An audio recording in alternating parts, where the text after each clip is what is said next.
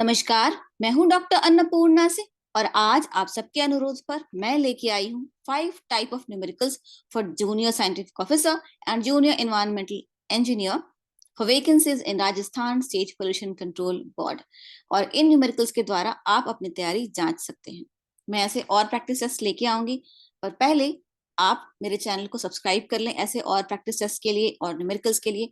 और अगर वीडियो पसंद आए तो गुरु दक्षिणा के तौर पे 3 और दोस्तों को शेयर जरूर करें। तो पहला सवाल जो आ सकता है वो है design of stack height. An industry Burns 1 million litre of oil per month.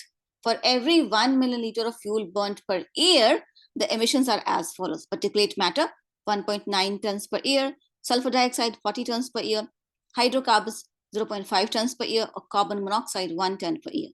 Calculate the stack height required for ideal mixing of pollutants. तो आपको पोल्यूटेंट्स का कॉन्सेंट्रेशन दिया गया है, कितना फ्यूल बर्न होता है वो भी आपको बता दिया गया।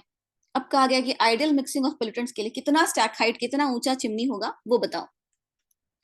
तो फॉर्मूला होता है इसका, we know that desired stack height h is equal to 74 qp to the power 0.27। Power जो है वो qp पर है, ठीक है, 74 पर नहीं है। where qp is equal to discharge of particulates from the stack per hour। ठीक है, तो 1 घंटे में जितना पर्टिकुलेट स्टैक से डिस्चार्ज होता है वो होता है qp। Here particulate emission is equal to, particulate emission क्या है, 1.9 ton per year per million litre of fuel burn. ठीक है, total particulate emissions in 1 year कितना होगा, क्योंकि 1.9 ton into amount of fuel burn in 12 months। ठीक है, तो 1.9 इंटू 12 इंटू 1 मिलियन लीटर, क्योंकि एक महीने में 1 मिलियन लीटर होता है और 12 महीने में इतना फ्यूल जलेगा, तो पूरे साल में इतना फ्यूल जल रहा है। ठीक है, इतना, सॉरी, तो पूरे साल में इतना फ्यूल जल रहा है 12 इंटू 1, और पूरे साल में इतना पर्टिकुलेट इमिशन होगा 1.9 इंटू 12 इंटू 1। ठीक है, उत्तर आया 22.8 टन पर ईयर। इतना पर्टिकुलेट मैटर पूरे साल में इमिट हो रहा है फ्यूल के जलने से। आवरली पर्टिकुलेट इमिशन क्या होगा, ये तो 1 साल का है। अब आवरली क्या होगा, तो आवरली के लिए पहले डेली इमिशन निकालेंगे और उसको 24 से इंटू कर देंगे, क्योंकि एक दिन में 24 घंटे होते हैं। अब डेली इमिशन कैसे निकलेगा, एनुअल इमिशंस डिवाइडेड बाय 365, क्योंकि एक साल में 365 दिन होते हैं। तो एनुअल इमिशन हमने यहाँ पे निकाला है, एक ही साल में इतना निकलता है पर्टिकुलेट।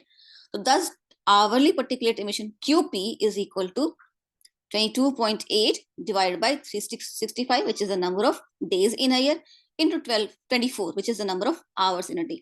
ठीक है, तो QP निकल जाएगा 2.6 इंटू 10⁻³ इतना डिस्चार्ज पर घंटे में पर्टिकुलेट का हो रहा है। तो अब इस वैल्यू को लेके हम हाइट कैलकुलेट कर लेंगे, 74 into QP to the power 0.27। इस गणित को करने के लिए आपको कैलकुलेटर की जरूरत पड़ेगी।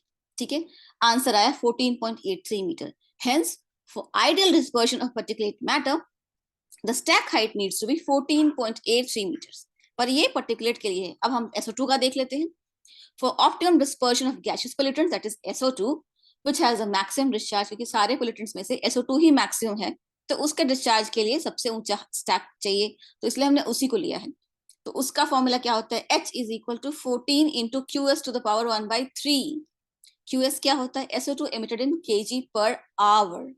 अब SO2 emission कहाँ है, 40 टन्स पर year per million litre of oil burn. ये हमने क्वेश्चन में ही हमें डाटा दिया गया है। तो एनुअल एमिशन ऑफ SO2 क्या होगा, amount of SO2 emitted by burning 1 milliliter of oil into total oil burnt in 12 months। कि 1 मिलीलीटर में जितना SO2 निकलेगा तो 12 महीने में कितना निकलेगा, क्योंकि 1 मिलीलीटर ऑफ ऑयल बर्न होता है 1 महीने में, तो 12 महीने में साल भर का निकल जाएगा। और आवरली SO2 emission क्या होगा, total annual emissions divided by number of days in a year into hours in a day. ठीक है, जैसे पिछली बार किया था। तो अब QS कैसे निकलेगा, 40 टन्स, तो टन्स को हमने 1000 से मल्टीप्लाई कर लिया तो केजी में आ गया। ठीक है, ये टोटल एनुअल इमिशंस है, और एनुअल इमिशन का फॉर्मूला यहाँ है इंटू 12 इंटू 1, क्योंकि 12 महीने में ये हर महीने 1 मिलियन लीटर जलता है, तो 12 महीने में इतना जलेगा। ठीक है, इतना निकलेगा, इतना तेल से इतना, और उसको डिवाइड करेंगे 365 जितने दिन होते हैं इंटू 24 जितने घंटे होते हैं, तो QS निकलेगा 54 kg पर आवर। इतना SO2 एमिट हो रहा है। ठीक है, 54 किलोग्राम पर घंटे। और उसके लिए स्टैक हाइट कितना होगा, H is equal to 14 into 54 to power 1/3, which is H is equal to 14 into 3.72। इस गणित को करने के लिए भी आपको कैलकुलेटर लगेगा। तो स्टैक हाइट जो चाहिए वो है 52 मीटर। ठीक है, तो आंसर हुआ 52 मीटर। अब यहाँ जो स्टैक हाइट हमें चाहिए थी वो थी सिर्फ 14.83 मीटर। इससे पर्टिकुलेट तो डिस्पर्स हो जाता, पर एसओ2 डिस्पर्स नहीं होता। इसलिए हम जो 52 मीटर है ये ऊंची हाइट है, हम इसको लेंगे। Since requirement for SO2 dispersal is greater, we will keep this value in mind while designing the stack height. Also, since other gaseous pollutants are emitted in much less quantity, the dispersion of SO2 is most important to consider. क्योंकि बाकी जितने भी gases pollutant हैं वो SO2 से बहुत कम है, तो वो तो आसानी से डिस्पर्स हो जाएंगे। सबसे ज्यादा SO2 है, इसलिए उसके लिए जो स्टैक हाइट चाहिए वही स्टैक हाइट हमें इस इंडस्ट्री की बनानी पड़ेगी। ठीक है, ठीक है। अब ये दूसरा सवाल है, quantification of ash from thermal power plant. ये थोड़ा आसान सवाल है। A coal fired thermal power plant uses coal that has calorific value of 18 million joule per kg, ash content of 30%. About 50% of the ash is discharged as fly ash. The total recoverable fly ash is 60%. Total recoverable bottom ash is 85%. And the efficiency of the plant is 50%. And the capacity of the plant is 1500 megawatt. What is the daily amount of fly ash and bottom ash generated from this plant? तो इसमें जो काफी सारा data दिया गया है, इसमें कई बार एग्जाम में कंफ्यूज करने के लिए बच्चों को एक्स्ट्रा डेटा दे देते हैं। तो recoverable fly ash, recoverable bottom ash, ये डेटा इसकी जरूरत नहीं है। तो कई बार आप एग्जाम में देखिएगा कि आपको जितने डेटा की जरूरत है उतना ही यूज कीजिएगा, एक्स्ट्रा इन्फॉर्मेशन को आप इग्नोर करिए। अब इसको हम कैसे, इसमें कह रहा है कि daily amount of fly ash और बॉटम ऐश कितना होगा ये बताओ। ठीक है, capacity of thermal power plant, TPP is thermal power plant 1500 megawatt.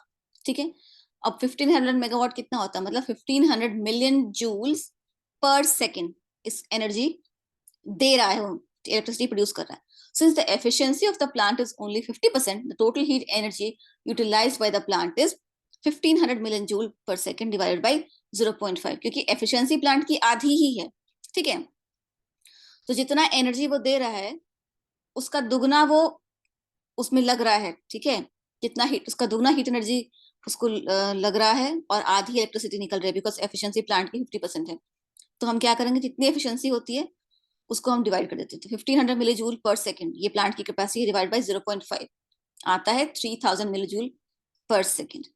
ठीक है, इतना हीट प्लांट में जनरेट होता है, पर इतनी ही इलेक्ट्रिसिटी जनरेट होती है। ठीक, यही एफिशिएंसी का मान है। Total amount of coal consumed, और total amount of coal consumed in producing this heat कितना होगा, 3000 मिलियन जूल पर सेकेंड ये हीट प्रोड्यूस हो रहा है। और एक किलो कोल का जो पर केजी जो कोल का कैलोरीफिक वैल्यू है वो 18 मिलियन जूल है।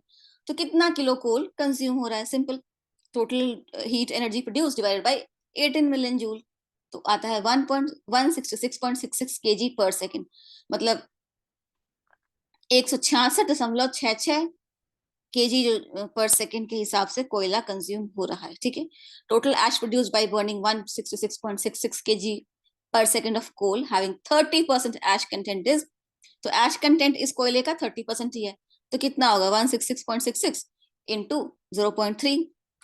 ठीक है, आंसर आएगा 50 kg per second। तो टोटल एश निकल रहा है 50 किलो हर सेकेंड। ठीक है, total ash produce per day, daily कितना एश प्रोड्यूस होगा भाई, तो एक सेकेंड में 50 है, तो एक दिन में 24 घंटे, और 24 घंटे में 3600 सेकंड होते हैं, तो ये आएगा 4.32 into 10⁶, which is 432 into 10 in 432 tons per day। इतना एश एक दिन में प्रोड्यूस हो रहा है। ठीक है, टोटल फ्लाई एश, क्योंकि फ्लाई एश 50% है, एज डिस्चार्ज, क्योंकि 50% ash is discharge as fly ash, तो कितना होगा 50% of 432 is 216 tons per day, और रेस्ट जो है वो बॉटम एश है। तो टोटल एश होता है यहाँ पे 432 tons per day minus fly ash which is now comes to 216 tons per day, तो बॉटम ऐश। ठीक है, तो यहाँ आपने टोटल ऐश निकाला, यहाँ फ्लाई ऐश निकाला, यहाँ बॉटम ऐश निकाला। ठीक है, समझ गए, बस ऐसा ही सॉल्व करना है इस तरह के सवालों को। तीसरा, quantification of air pollutants from stack. अब निकालना है कि कितना एयर पोल्यूशन स्टैक से जनरेट होता है, इस तरह का क्वेश्चन भी आपको पूछा जा सकता है। तो क्वेश्चन है, a 500 megawatt thermal power plant, TPP मतलब thermal power plant, operating at 45% efficiency uses coal that has an ash content of 30% and sulfur content of 4%। ठीक है, एश कंटेंट कितना है कोल का, सल्फर कंटेंट कितना है दे दिया गया। एफिशिएंसी थर्मल पावर प्लांट की आपको दे दी गई। The calorific value of the coal used is 25 million joule per kg. कोयले का कैलोरीफिक वैल्यू भी आपको पता चल गया। Calculate the emission rate of SO2 and total ash. Total ash क्या होता है? Fly ash plus bottom ash from this plant. तो ये क्या, इसे कैसे करेंगे? The energy produced by thermal power plant is 500 megawatt, that is 500 million joules per second. Since the thermal power plant is operating at 45% efficiency only, total heat that is needed to produce 500 million joule per second of electricity is 500 million joule per second divided by 0.45। जैसे पिछले सवाल में आपको बताया था, simple formula है, आता है 1111.11 मिलियन जूल पर सेकेंड। ये इतनी हीट एनर्जी प्रोड्यूस हो रही है। अब इतना हीट कैसे प्रोड्यूस हो रहा है? कोयले के जलने से। Total coal burn to produce 1111.11 million joule per second of heat कितना होगा? ये value 1111.11 divide by calorific value of coal, कि 1 kg के कोल के जलने से जितना हीट प्रोड्यूस होता है उससे पता चलेगा कितना किलो कोल जल रहा है। टोटल कोल बर्न होगा 1111.11 divided by 25, which is the calorific value of coal, which comes to 44.44 kg per second. तो एक सेकंड में 44.44 किलो कोयला जल रहा है। एमिशन रेट ऑफ सल्फर क्या होगा? क्योंकि सल्फर 0.4% था कोल का, तो 44.44 इंटू 0.04, 4% को ऐसे ऐसे भी लिखा जा सकता है दशमलव में, तो आएगा 1.78 kg पर सेकंड। इतना सल्फर हर सेकंड निकल रहा है। अब सल्फर डाइऑक्साइड कितना इमिट होगा? ठीक है, तो ये तो सल्फर निकल रहा है, तो 1 mole of sulphur plus 1 mole of oxygen O2 is equal to 1 mole of SO2। ठीक है, इसलिए 1.78 kg ऑफ सल्फर जब 1.78 kg ऑफ O2 से रिएक्ट करेगा तो 3.55 kg ऑफ SO2 देगा। और सल्फर और ऑक्सीजन और डाइऑक्सीजन जो O2 है उसका मॉलिक्यूलर वेट सेम ही होता है, तो 1.78 kg यहाँ, तो 1.78 kg यहाँ भी, टोटल देगा 3.55 kg ऑफ SO2 पर सेकेंड। ये आंसर हो गया। ठीक है, ये SO2 का एमिशन हो गया। और टोटल एश प्रोड्यूस कितना होगा? 30% एश कंटेंट था कोयले में, तो 0.3 into 44.44 kg per second is equal to 13.332 kg per second total ash produce होगा थर्मल पावर प्लांट। ठीक है, सिंपल अर्थमेटिक है, दिमाग को एकदम ठंडा रखे आराम आराम से कीजिएगा। एक आध कहीं पर फॉर्मूला है उसको लगा लीजिएगा, सॉल्व होता जाएगा, कोई ज्यादा परेशानी नहीं होगी। Question number 4, designing of water waste water treatment facility. ये बहुत कॉमन सवाल है, यूजीसी नेट में तो हमेशा ही पूछते हैं और कॉम्पिटिशन में भी अक्सर पूछ लेते हैं। Given the following parameters of a primary settling chamber, diameter 50 metre, depth 2.5 metre, average detention time is 2 hours, how much water is being treated daily. तो कोई सेडिमेंटेशन टैंक है, उसका डिटेंशन टाइम आपको बता दिया गया, उसका डेप्थ बता दिया गया, उसका डायमीटर बता दिया गया। अब बताइए कि एक दिन में कितना पानी उस सेडिमेंटेशन टैंक में ट्रीट हो सकता है। सिंपल कैलकुलेशन है। वॉल्यूम ऑफ सेटलिंग टैंक कितना होता है? Pi r square l, r is the radius, l is the depth या लेंथ ऑफ द टैंक। ठीक है, सेटलिंग टाइम 2 आवर्स, डायमीटर क्या होता है? 2 into radius which is 50 metre दिया गया है आपको क्वेश्चन में कि 50 मीटर डायमीटर है, therefore radius is equal to 50/2 2.5 metre, 50/2 25 metre, और डेप्थ एल तो दिया ही गया 2.5 मीटर। ठीक है, तो amount of waste water treated by the primary settling chamber in 2 hours is 22/7 pi, pi की वैल्यू रखेंगे यहाँ पे, इनटू 50/2 का स्क्वायर आर स्क्वायर, ठीक है, इनटू एल विच इज 2.5, तो आंसर आएगा 4910.714 metre square.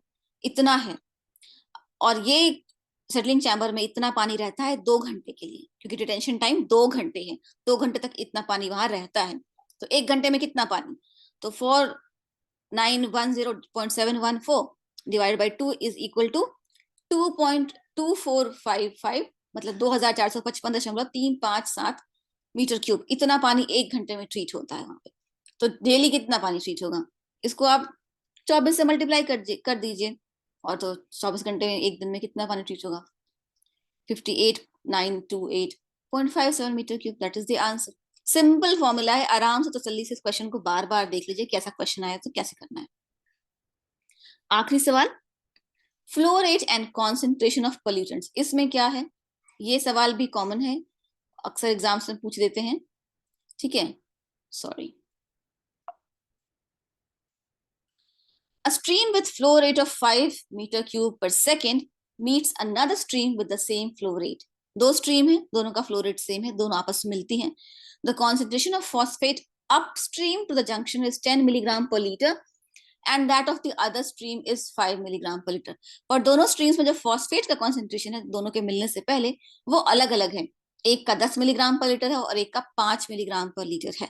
The downstream concentration of phosphate is, बहुत ही आसान सवाल है, बहुत ही आसान. फ्लो रेट ऑफ स्ट्रीम 1 क्या है? 5 क्यूबिक मीटर पर सेकेंड. इतना पानी एक सेकेंड में वहां से बह रहा है. दूसरी स्ट्रीम से भी 5 क्यूबिक मीटर पर सेकेंड पानी एक सेकेंड में बह रहा है. तो एक क्यूबिक मीटर जो होता है वो होता है 1000 लीटर. तो पहले हम क्यूबिक मीटर को लीटर में कन्वर्ट करेंगे क्योंकि सारी वैल्यूज लीटर में है आगे. The flow rate of streams is 5 into 1000. तो हर स्ट्रीम का फ्लो रेट है 5000 लीटर पर सेकेंड. ठीक है. Concentration of phosphate upstream for stream 1 10 milligram per litre. ठीक है. Concentration of phosphate upstream for stream 2 दूसरी स्ट्रीम में 5 मिलीग्राम पर लीटर है. Total phosphate in stream 1, stream 1 में टोटल फॉस्फेट कितना होगा? जितना पानी है उसको कॉन्सेंट्रेशन से मल्टीप्लाई कर दीजिए. 5 into 10⁴ मिलीग्राम. ये टोटल पानी है, ये टोटल फॉस्फेट है उस स्ट्रीम 1 में. सिमिलरली स्ट्रीम 2 में total phosphate in stream 2 5000 litre into 5 milligram per litre. Total amount of water into total concentration of phosphate is equal to 2.5 into 10⁴ milligram. इतना phosphate total stream 2 में है.